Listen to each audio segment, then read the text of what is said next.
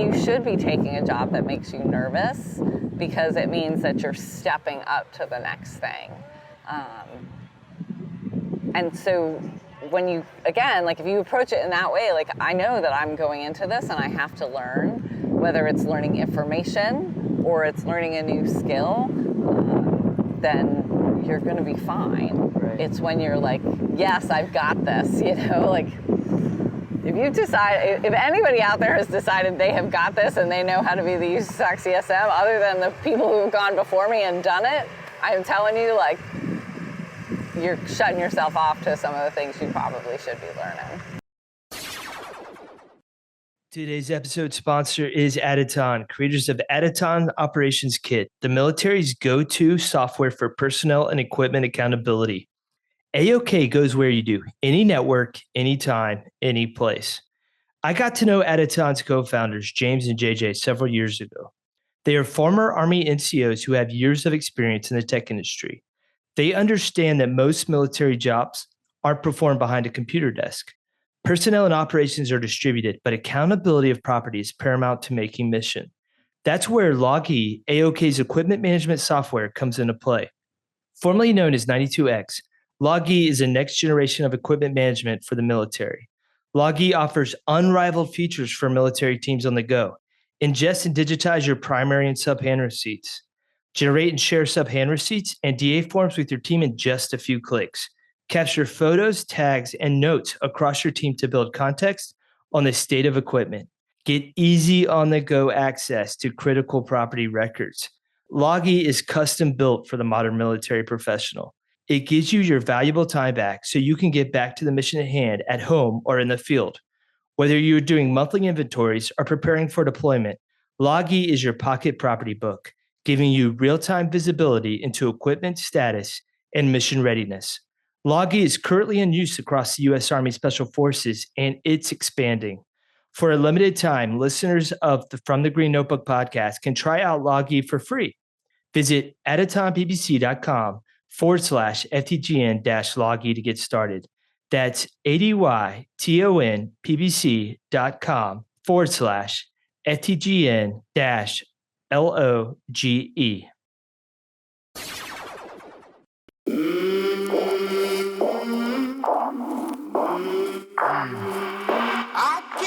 How do I know what I think until I see what I say?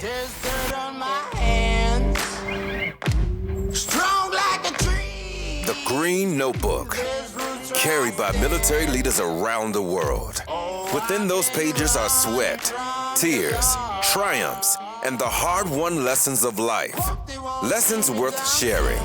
Each week, the team dives into the notebooks of military leaders, business professionals, authors, athletes and coaches, and entertainers to share lessons and help you lead with the best version of yourself. Welcome to another episode of From the Green Notebook. I'm your host, Joe Byerly, and today we're opening up the Green Notebook of one of the Army's most seasoned and insightful senior leaders, Command Sergeant Major JoAnn Naumann. We actually recorded this episode a few months ago during the U.S. Army Special Operations Command Capabilities exercise on Fort Bragg. Sergeant Major Naumann was gracious enough to set aside some time to talk with me out of the range. So fair warning, you're going to hear wind, people walking by, loud vehicles, and maybe even an explosion or two, because of course, it wouldn't be a proper conversation with Army Special Operations without a little live fire in the background. Well, now she's helping shape the future of Army Special Operations by doing what great leaders do, enabling others to succeed. What stood out most to me in this conversation was her honesty about the transition from doer to enabler, her commitment to bottom-up innovation, and the humility it takes to keep learning, even at the highest levels. She talks candidly about mindset shifts, the power of feedback, and why we all need to be taking jobs that make us just a little bit nervous. We cover everything from tech and transformation to trust and tempo, and I think you'll walk away with a deeper appreciation for what it means to lead in a time of change. So grab your green notebooks and maybe a pair of earplugs, and please welcome to the show, Command Sergeant Major JoAnn Naumann.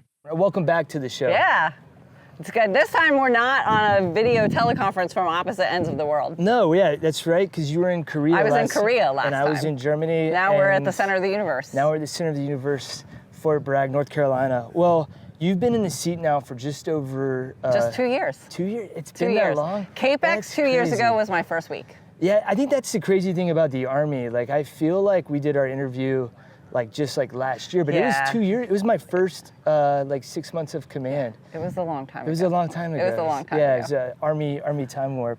So you've been in this job for 2 years now. Yeah, so what are some of the, I guess, lessons that have stood out for you? One, the first lesson is that I have the best job in the Army. Okay, that's a good one. I mean, I get to work with the best people. They volunteered to be here. They want to do this. They want to do hard things. They're so motivated. They motivate me every single day. So yeah, I think I have the best job in the Army. So I think that's lesson number one. Okay. Lesson number two is interacting with the Army. I think having a soft career and particularly having spent a lot of my time in the joint environment, it gets very easy to get disconnected from some of the really big efforts that are going on in the Army. And so right now, being the Army's special operations component, having that interaction at senior levels in the Army, understanding what the big rocks that the Army is working on are, and how they affect special operations, and then also how we interoperate with the Army. The CT fight, we kind of, SOF was doing one thing and the Army was doing another thing, and they were complementary, but they weren't necessarily interrelated. And as we look at really great power competition and the potential for that to move into crisis or conflict, there's no way we do this without being a total force. And so rebuilding that interoperability with the Army has been big. Yeah, and one of the things that we've done, at least on the podcast, it's come up several times. I think it came up when Lieutenant General Braga was on the show.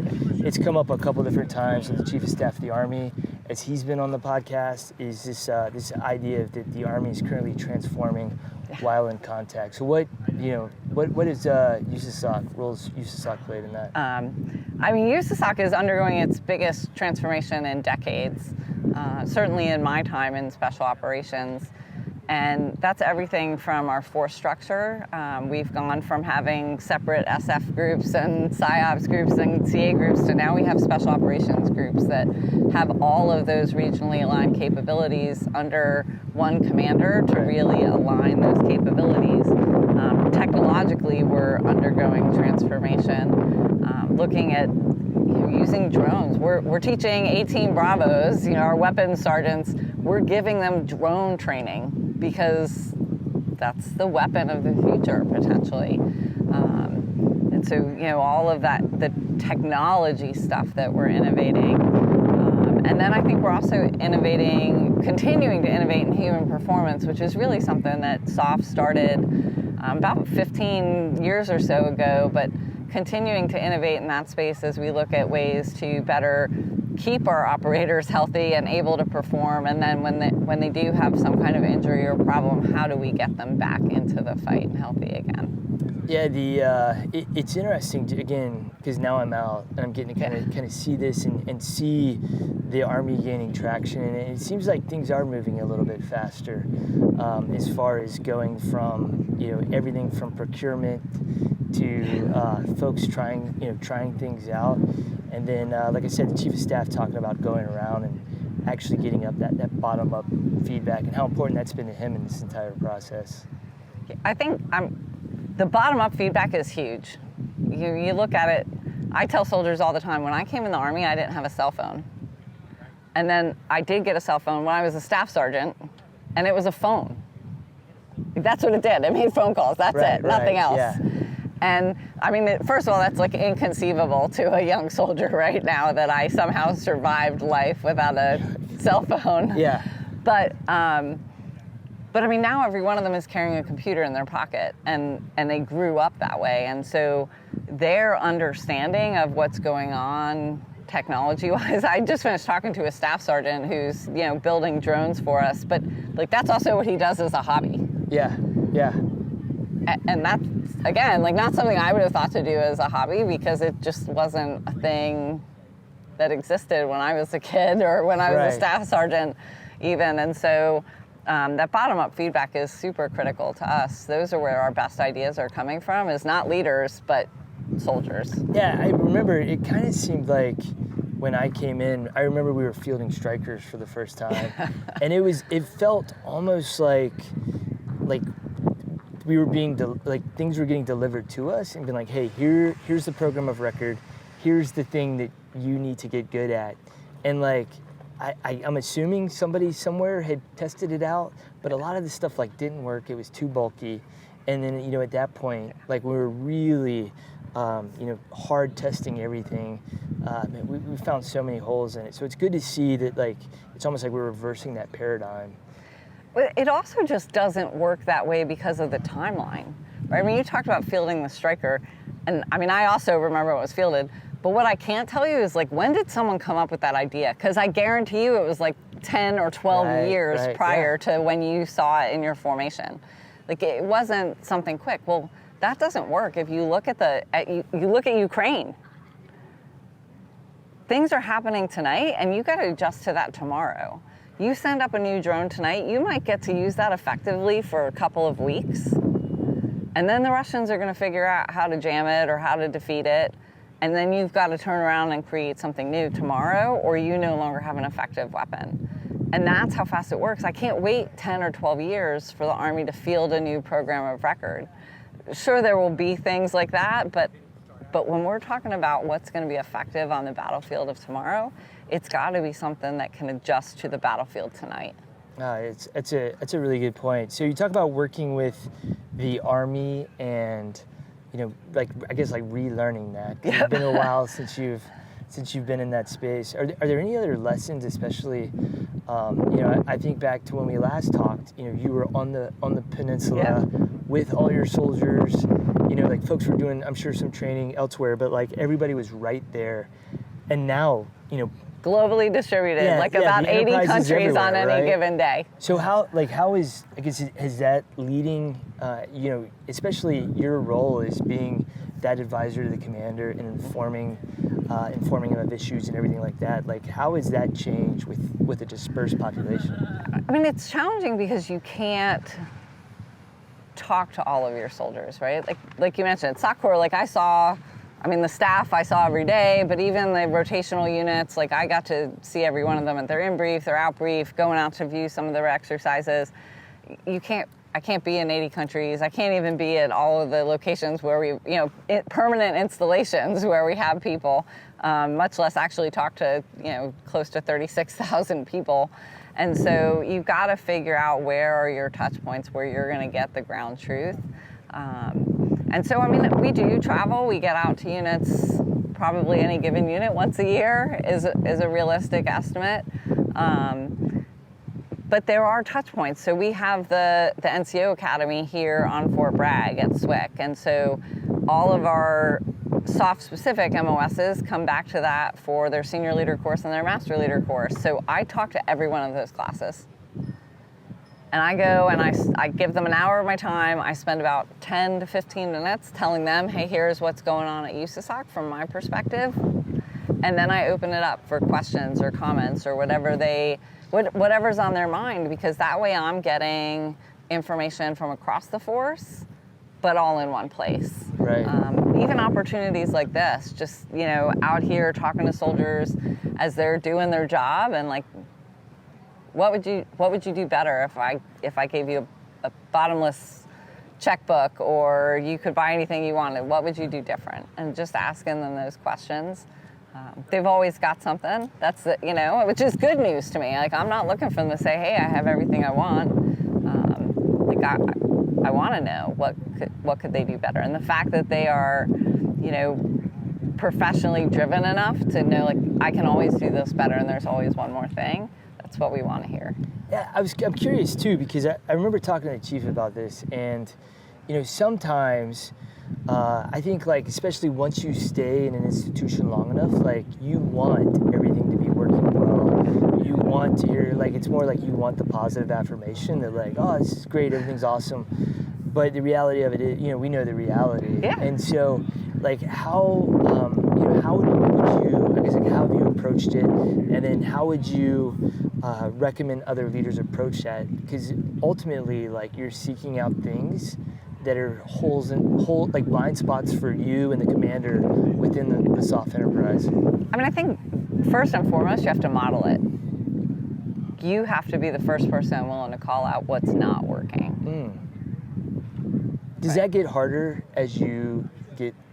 I think that's the beauty of the NCO. I will be completely honest, especially as the sergeant major. Look, Joe, I thought about that as soon as I said that. Here's the reality, Joe, right? And maybe it gets harder on the officer side. I don't know. You'll have to tell me the answer to that. Here's the beauty of being a sergeant major. I'm in 29 years. For the last 9 years, you know what happens if you fire me? You have to pay me and I don't have to come to work. Right. Win. Yeah. And so, like, no, I think, and that is the beauty of our NCO Corps, is that I'm an advisor to the commander. I'm not ultimately making the decision, but, like, I have to be the person who's willing to walk in and be like, hey, sir, that's a dumb idea. Yeah. Right? I'm not going to say it in front of the formation. I'm not, but, like, I don't know. I'd like to think that a commander wants that in their sergeant major. I know that General Braga wants that in a sergeant major, is someone who's willing to see things differently, or when I do go out and talk to a SLC class, if they've got something that they're, like, hey, everybody in that class is like, yeah, that really sucks. Like, then I can come back and. Right. Yeah, and it's a really good point, because I think, like I said, as soon as I asked that, I was like, I know her answer, because I think on the officer side of the house, sometimes it gets really hard because you see the next rank. You are really bought into the organization. Yeah, I'm never getting promoted again. Yeah, and I'm bought into the organization, right, 100%. But like there's still that opportunity for us to, like, climb that ladder. And so, whether anybody listening to this will admit it or not, I think there is a voice in the back of everybody's head that's like, don't rock the boat. Yeah, don't rock the boat. Yeah. Let everything go. Let everything be awesome. And so I love that you said, like, you have to be willing to do it yourself. You have to model that. You have to model it. Like, if I'm scared to say it out loud, if I'm not, encouraging it, it's sometimes, like, I literally just had an encounter with a sergeant who was telling me about his equipment, and then, and I was commenting on some of the stuff he was using, and he informed me it was his own personal equipment. I'm like, it's stuff he's passionate about what he does, but I'm like, that's wrong. Yeah. That's wrong. Like, we should be buying you that. Like, you have to tell me that. Like, thank you for telling me that. Right. And so it's that too. It's like, when they do bring up something that's not right, don't be like, well, like, put them down for doing that. Like, I thanked him for telling me, like, what was messed up about what he's doing, because, like, now I can fix it. If you don't tell me, I can't fix it for you. Yeah, it's, again, all great points. And I do think that there's, like, again, we talked about modeling. We talked about, just the benefits you go, because you see blind spots in the organization that you wouldn't have otherwise. But it's the courage to model, the courage to ask. Any before we move on to the next thing, any other lessons that have kind of stood out to you? Probably a million, but there's a lesson every day, and that's how it should be. I'd like to introduce you to our newest partner, Roger Bank, a modern digital military bank built by military members for military members. Whether you're stationed stateside or overseas, Roger is designed to meet the unique needs of our men and women in uniform. I recently opened an account myself, and the process was incredibly smooth. It took less than 10 minutes from start to finish. Now, here's why I'm excited to partner with Roger. They offer high-yield checking and savings accounts, 0 account fees, early payday, and automatic savings with Roundup Match. Their military-ready direct deposit form is even auto-populated and signed by the CEO, saving you time and hassle. Plus, you get free global ATM access, real person customer support, and they even offer accounts for service members as young as 17. Funds are FDIC insured through Citizens Bank of Edmond, so you can bank with confidence and peace of mind. Visit roger.bank to learn more. That's ROGER.bank. where are you at on reflecting on this as you go? If you're asking if I'm writing Joe, I'm not. Okay. Never mind. Yeah. I can't. I don't know. It's not my thing. Like, Yeah. I shouldn't say I'm not. I am trying to be better about it. And, when I do think about something that I'm like, you know what, like, that's something that I don't want to forget 2 years from now. I'll at least make a note about it. I'm not going to tell you a journal about it. Okay, Like I'll make a fair. note about Right. it. At least keep that singular idea someplace where I know I can look back at it. So I do have a notebook now that is specifically for those kinds of things.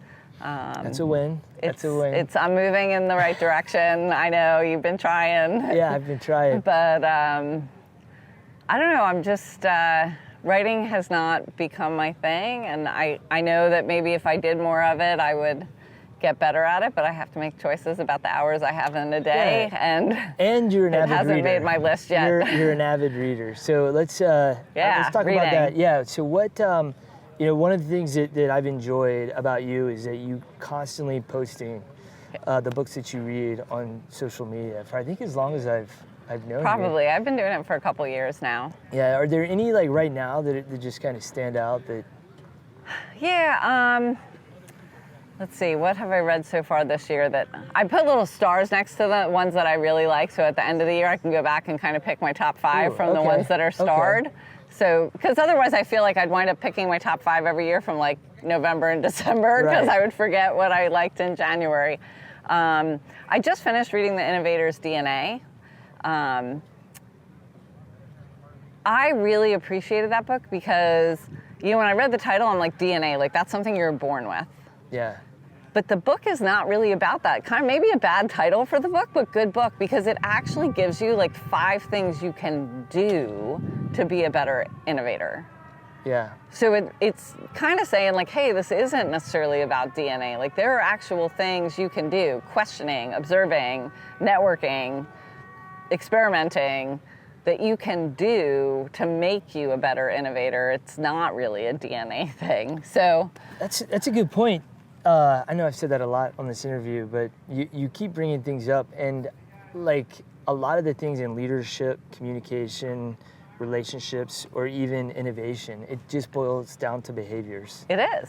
And if you can like force yourself to start getting into some of these behaviors, then you'll start, all of a sudden it will come into your DNA and it'll be a part of who you are. Yeah. So maybe that's their intent, is Yeah. make it part of your DNA. I don't know. But when I looked at the title of the book and when I put it on my Kindle to read whenever I got to it, that's not what I was thinking when I Right. read Innovator's DNA. I'm like, Yeah. what is it about people who are innovative that just they are different? And the reality Yeah. is they're not. I Right. mean, they are, but it's Right. because of things they choose to do. Right. It's not that they were like born smarter than the rest of us or... Yeah, so like for you, I'm just curious, I'm go down a tangent Okay. real quick, is like what's the thing that you've done where other people have been like what is that? Like it's the thing that like you do that makes you, it's like kind of like your go-to that maybe other people won't make time for. I mean, reading, I think, is a big one of them. Like, Yeah. I'm just a learner. Like, I'm just Right. curious. I want to try new things. Like, I want to try new foods. I want to read new books. It's just a part of who I am. And I think that absolutely makes me different because some of those things, I might not use them for innovation, but things like questioning, like I use that just because when I'm talking to someone, like I want to learn something. Right. And so, I think that just learning about different people's jobs or different subjects in history or whatever is, I would say probably a big one that makes me different from other people. Yeah, I don't know where I was going with that. I just figured I'd ask. Yeah, that's all right. So Innovator's DNA, any other books? I just started Leadership in War, which is like a study of, I think it's 9 different leaders. I don't know, I'm on leader number 2. I don't remember. Yeah, it's Paul Johnson, I think, right? Or is it? I don't remember the author. Yeah. I'm gonna Is it a be green very book? honest. Maybe It's on my Kindle, Kindle, so I don't know what color the actual cover it is. I'm almost positive that's I think I read But it. yeah, so it starts with Napoleon. Yeah. So I finished the profile of Napoleon.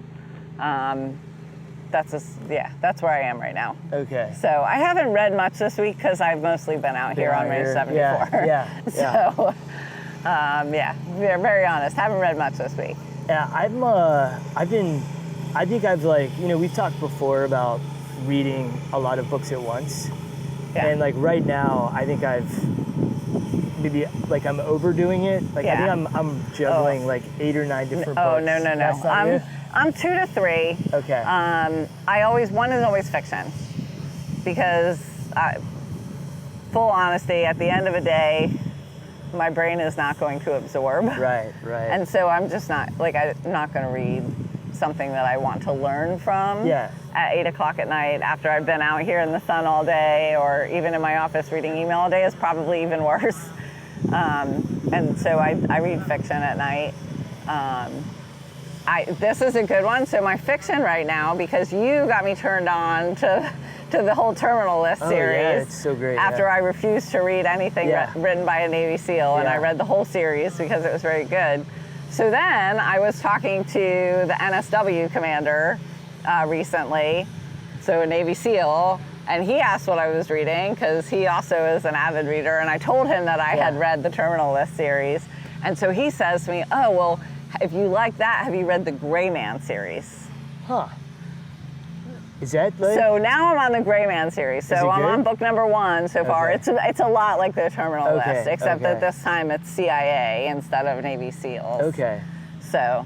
Yeah, I'm reading almost all nonfiction right now. I'm reading like one fiction book, and like I said, I had them like stacked up.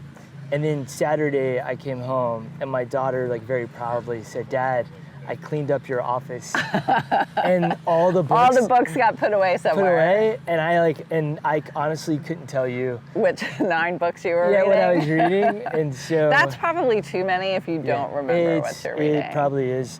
Well, I'll get the interview back on track. Okay. So, Sergeant Major, we were talking about being a senior non-commissioned officer, and one of the things that I'm always fascinated about, and I think like I experienced it pretty early on, is going from, and I only got like a piece of it, right? It was like a platoon leader, maybe a little bit as a company commander, and then I was the person enabling all these people to do that.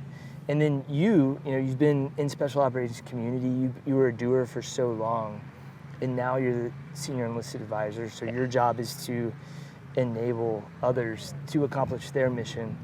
So what are some of the things that you've learned along the way about doing that well?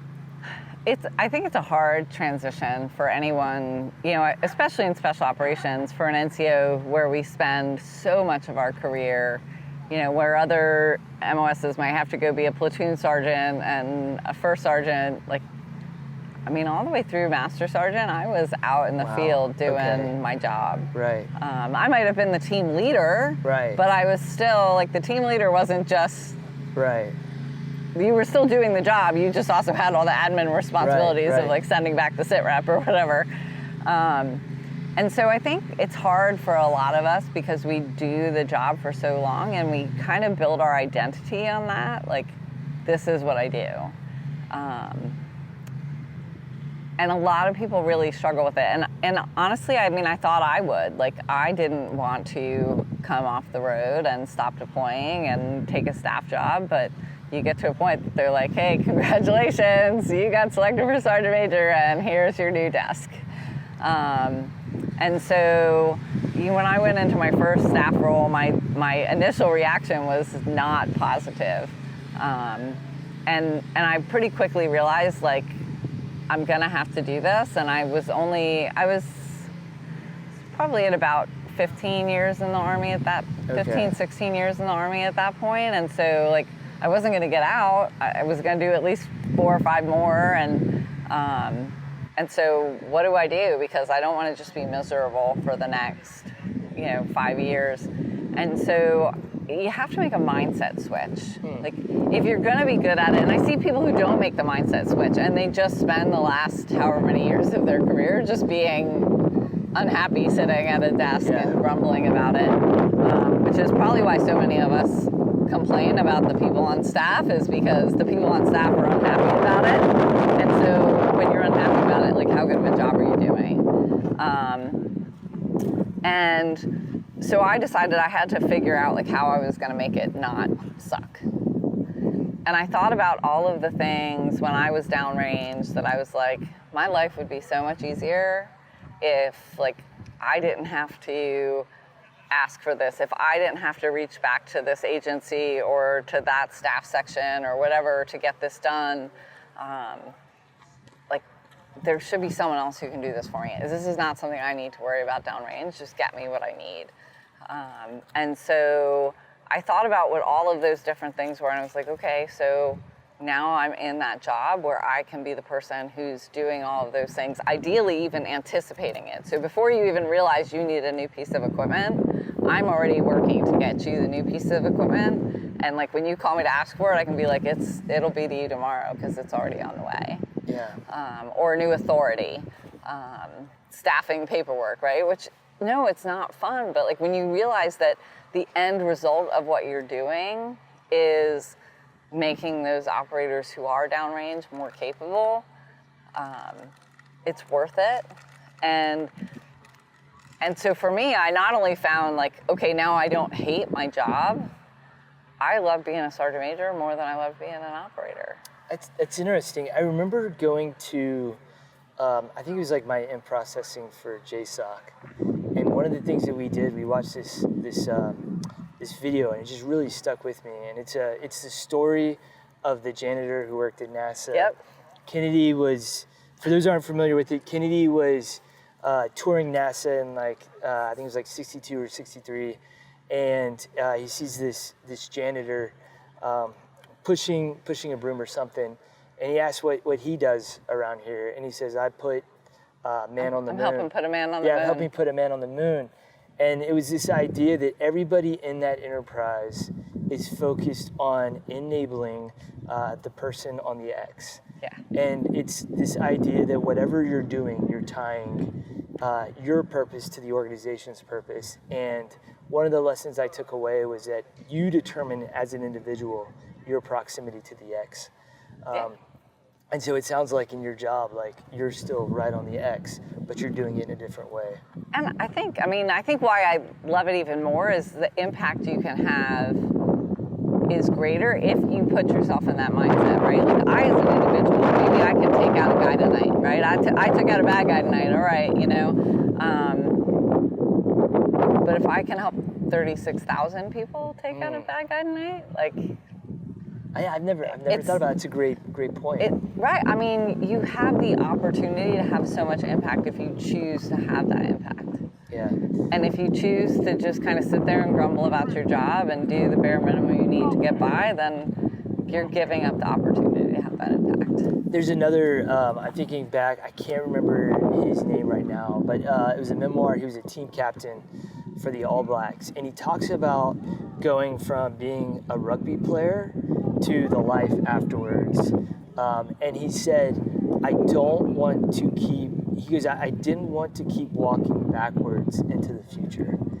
And I imagine that for an NCO that's going, or anybody going from a doer to an enabler, you've got to literally turn yourself around. Otherwise, you're going to be that disgruntled NCO or officer on the staff. Yeah. Don't get me wrong. I mean, I loved everything I did downrange. Right. Like, I wouldn't give up 1 minute of it. But if you had to ask me to pick my favorite job, that's not going to be it. Yeah, because you scaled your impact. Do you think that as you've like looked at what your strengths were when you were that team leader, or that junior NCO on the ground, and now you're the command sergeant major? Like, I imagine that some of those apply, but a lot of those strengths could very quickly become weaknesses. And so it's almost like, I would imagine that you've had to pick up, as well as your mindset, you've also had to pick up a new set of skills to take forward with you. I mean, I think you pick up a new skill every job. I always tell people, like, especially when they think, like, if you're encouraging them to go try out for a job or, interview for a job or take on some tough position, they're like, no, I don't think I can do it, and like, I tell people all the time, man, the day I showed up here, I didn't know how to be the USASOC CSM. Like, there's not a manual for it, you know? Like, how do you go from SOC Corps? I had, 175 permanently assigned people, and then, rotational troops coming through the peninsula. How do I go from that to 36,000 people? Yeah. Like, you don't go, there's not like, yes, I can do that, right? I mean, you should be taking a job that makes you nervous, because it means that you're stepping up to the next thing. And so when you, again, like if you approach it in that way, like I know that I'm going into this and I have to learn, whether it's learning information or it's learning a new skill, then you're gonna be fine. Right. It's when you're like, yes, I've got this, like, if you decide, if anybody out there has decided they have got this and they know how to be the USASOC CSM, other than the people who have gone before me and done it, I'm telling you, like, you're shutting yourself off to some of the things you probably should be learning. Yeah. In hearing you talk about that, just this past weekend, I was helping this major edit an article. She posted on her personal blog and asked her if we could post it on From the Green Notebook. And her name's Sarah Roger, and she wrote this article about the empathy she learned as a major. She was the captain, and I it really resonated with me because I was this way too. She was the captain who was like, staff's always messed up, the field grades are always messed up. And then now that she's in this position, she realizes that like everybody's just trying to do their best, and everybody's on the same learning curve when they get in a new position. Were you that way, like earlier as a young? Oh, I mean, I think, well, first of all, like I was a specialist once upon a time, so I was in the mafia, right? No, I think we're all that way, and it's, I don't blame people for it because it's perspective, right? Like, I mean, when I was a staff sergeant, my most important problems were the problems my squad had. And so, like, if I were, if my sergeant major had come to me, if the USASOC CSM had come to me and said, what do I need to fix? I probably would have given squad level problems, right? And been like, this is all messed up. Because it's very easy, right? We all have blinders on to some extent. And as you move up, those blinders come further and further out, and you're able to see more and more. And so, like, the things that are super important to you, and you're like, I always tell soldiers, like, when a soldier comes to me and they want, hey, can you do this for me? Well, I can't. But you could, and I'm just one soldier, so what difference would it make? I said, well, you're one of 36,000 soldiers. Yeah. And if I did it for 36,000 people, it would make a big difference. Right. And that's the difference between my perspective and that individual specialist or staff sergeant is, well, but you could fix this for my squad. No, I can't, though. Yeah. I mean, yes, I could. Do I have the capability to do that? Sure. But I don't have the capability to fix it for every squad. Right, yeah, for the entire Like, the impact becomes infinitely larger, right? And so I don't blame people for that. I think it's just perspective, and it's impossible to know until you become that person. Yeah. It just is. Like, there is no way to know it. I mean, I do think that there is something to be said for an assumption. I kind of put it in the opposite way, right? You said everybody's just trying to do their best. I tell people this. I doubt that the vast majority of people wake up in the morning and think, you know what, how can I really screw up today? Yeah. You know what I'm going to do today? I'm going to see how many people I can screw over or how I can really mess up my life. Like, people don't think that. It doesn't mean that they don't do it sometimes, right? But, like, I just don't assume that was their intent. And so, kind of the same message in an opposite way of messaging it. But another question too is that, I think last time we talked, was it Major General Martin? Yep. Was your CG? Now you have Lieutenant General Braga. Yeah. Again, two totally different styles of leadership, Yep. two totally different people, and I think like one of the skills for senior non-commissioned officers is to be able to change commands and communicate differently, provide, feedback differently, and really like quickly understand their boss. Is there anything like along those lines that kind of stands out to you? Yeah. I mean, I think it is important. I think, when I see senior NCOs struggle, particularly in like CSM positions, and they're like, well, I just don't get along with my commander. Well, I mean, whose fault is that? Yeah. You know, and they want it, and there are some people who want to say, well, it's my commander's fault, or it's both our faults. At the end of the day, it's not. I chose to be a non-commissioned officer. I know my role. I know that the commander is the commander.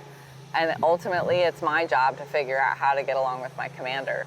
I think that the advantage that you have at the nominative level is both General Martin and General Bragg hired me. And they interviewed me and a number of other people, and I was their choice because I'll tell you, I mean, in both of the interviews, I've known General Bragg for almost 20 years. I had never met General Martin before I interviewed with him.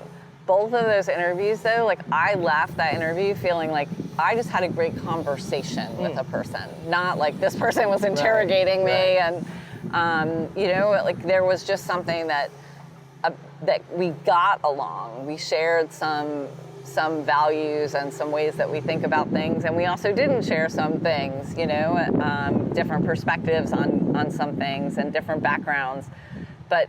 You know, that I think that is an advantage at the general officer level, is that I'm not getting the random lieutenant colonel that I happened to get stuck with.